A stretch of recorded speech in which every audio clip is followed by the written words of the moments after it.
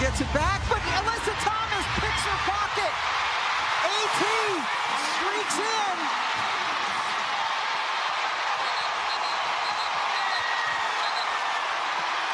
And Fee still on the floor.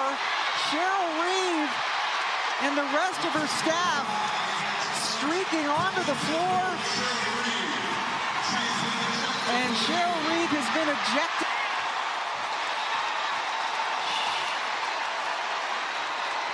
Reeves had picked up a technical foul back in the second quarter, and this is a no-doubter. The WNBA has issued a stunning ruling that caught many off guard. Minnesota Lynx head coach Cheryl Reeves has been suspended for Game 4 of the playoffs after sharply criticizing both the officials and the league. Fans are already outraged, and speculation over the final showdown is growing louder. Was this suspension an excessive move by the league? New on SportsCenter, Cheryl Reeves discusses that and a lot more. Who was it that asked about officiating before the game? Is that you, Kendra? And we talked about how dangerous it can be. You're hearing it from the other series. You're hearing other coaches. You're hearing Becky talk about when you let the physicality happen, people get hurt. There's fights. And this is the look that our league wants. The WNBA has suspended Cheryl Reeves, one of its most accomplished coaches, in the midst of a playoff series. To be clear, this is not about player safety or enforcing rules. This is about optics, egos, and the league's relentless focus on safeguarding its image rather than tackling the underlying issues.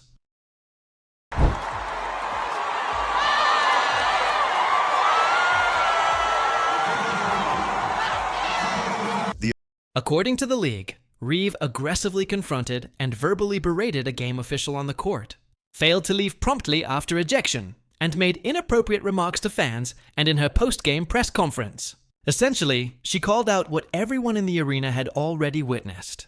The refereeing fiasco left Nafessa Collier limping after repeated missed calls. Remarkably, fans weren't shocked by Reeves' reaction. They nodded in agreement. Caitlin Clark has been fouled on drives with no calls. Sophie Cunningham shoved into the stanchion, and Alyssa Thomas repeatedly pushed off defenders, while the officials remained silent.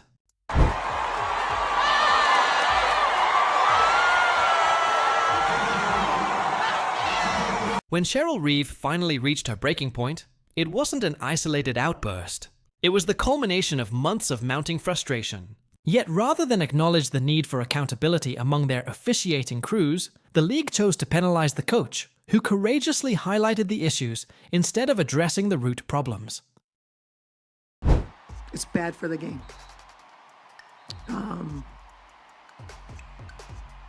The officiating crew that we had tonight, for the leadership to deem those three people semifinals playoff worthy is malpractice. I can take an L with the best of them.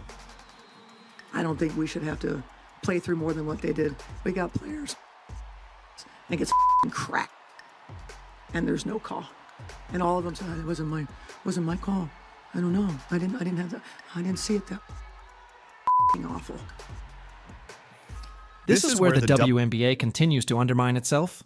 The league says it wants the sport to grow and earn fan respect. Yet, when one of its most esteemed coaches highlights glaring issues, the immediate response is punishment rather than solutions. Fans took notice. Social media erupted within hours. Some defended Reeves, while others criticized the league for alienating supporters. A fan poll with nearly 500 votes asked, "Would you watch the WNBA Finals if it's Aces versus Mercury?" The vast majority said no. We were trying to play through it. We tried to make excuses. One of the best players in the league shot 0 free throws. 0. And she had 5 fouls. 0 free throws. Got her shoulder pulled out and finished the game with her leg being taken out. And probably has a fracture. And so if this is what our league wants, okay. But I want to call for a change of leadership at the league level when it comes to officiating. That right there is the league's nightmare. Let's break it down. The WNBA has only a handful of players who genuinely drive national attention. Caitlin Clark by far is the biggest. She's the ratings engine, ticket seller, and headline maker. Add names like Angel Reese, Paige Björkers when she arrives, Nefessa Collier, and Sophie Cunningham.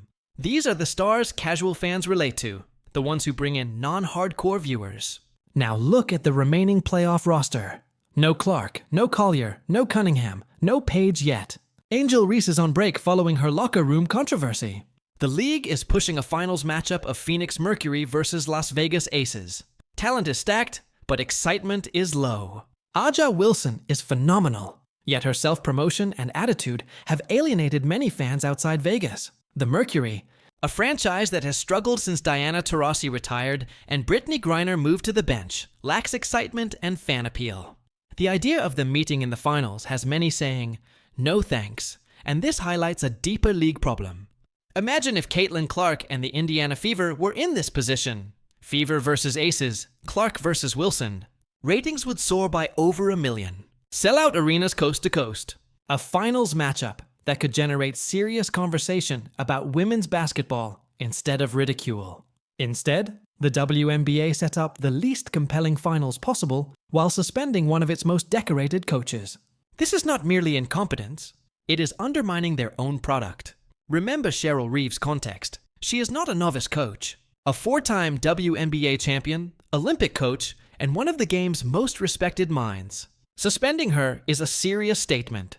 By taking such action, the league sends a clear message. No individual is bigger than its fragile PR machine. Yet the irony is striking. The league seems to believe this drama works in its favor. They think suspending Reeve, generating headlines, and claiming to protect officials' project strength, and that fans enjoy the chaos. Fans, however, see through it. They recognize this as a distraction from poor officiating and a compromised playoff product.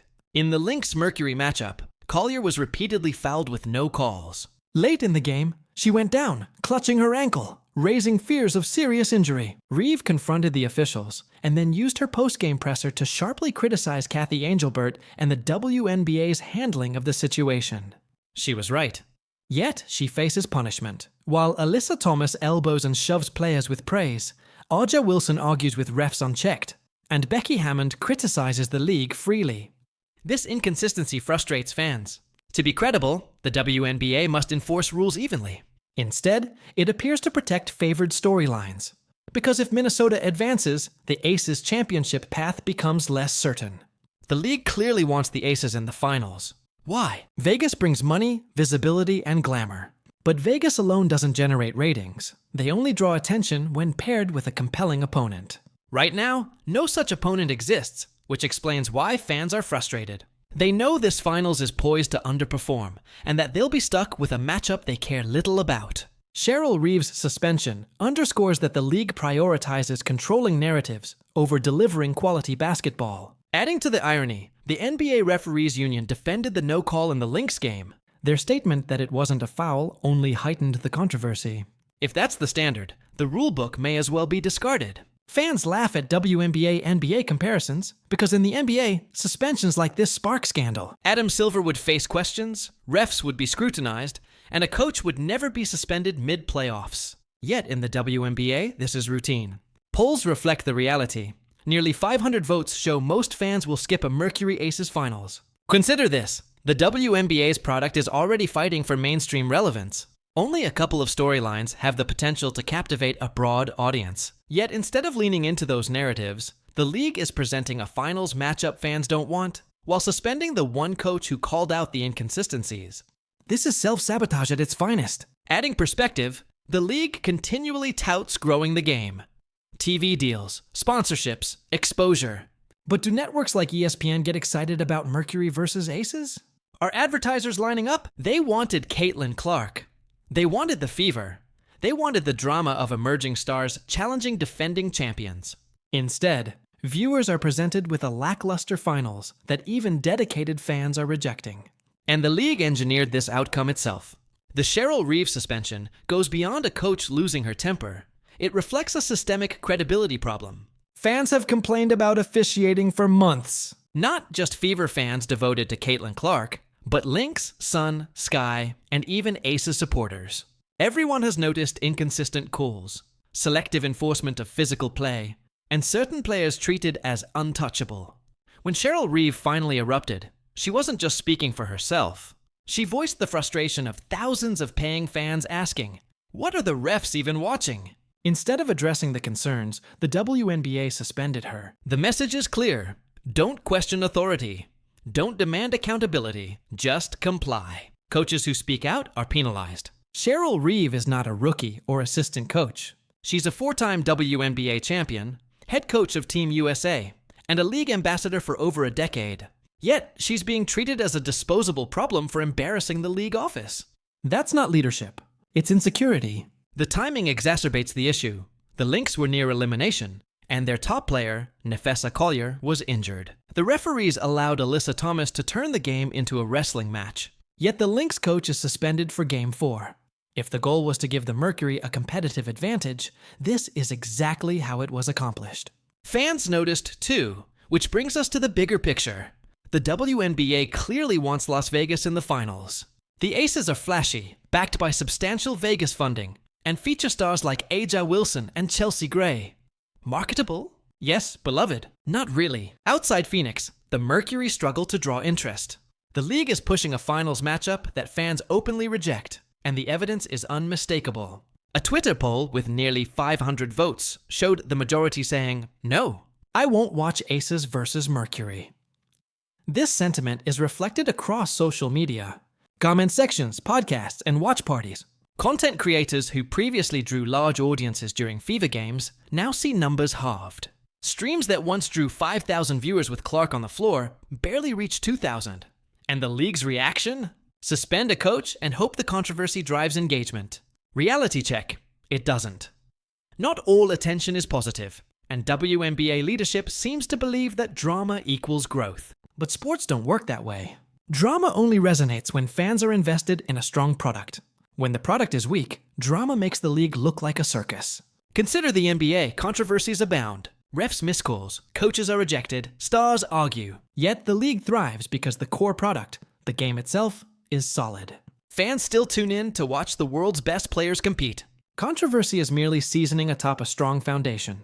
The WNBA, however, is serving controversy as the main course, and fans are exhausted. They didn't tune in to see suspended coaches, injured stars, or finals nobody asked for. They want to watch Caitlin Clark pull up from the logo, Nefessa Collier carry her team, and Sophie Cunningham ignite runs with hustle plays. Fans signed up for competition, not politics. Instead, the league obsessively manages its messaging. Commissioner Kathy Angelbert runs the WNBA like a PR firm. Optics, commercials, brand protection above all else. This is the root of the mess. Prioritizing image over the game drives away fans. Officiating remains central to the issue. NBA referees defended the no call on Collier, claiming it wasn't a foul. Consider that. A player takes heavy contact, lands clutching her ankle, and the ruling is clean. If that is the standard, the WNBA may as well discard the rulebook and allow body slams freely. At least then, fans would know what to expect. Currently, the league exists in no man's land. They promote skill and fundamentals, yet allow games to devolve into demolition derbies. They seek respect, but refuse to acknowledge officiating errors. They aim to grow the game while punishing anyone who exposes its flaws. This is not growth. It is self-sabotage. The Cheryl Reeves suspension underscores the point. The league prioritizes silencing criticism over addressing problems. Fans notice, players notice, and sponsors will eventually notice. The WNBA demanded drama, and now it has it. Reeves suspended, fans rejecting the finals, and credibility declining. Leadership faces a choice. Protect image or genuinely grow the game. The decision matters.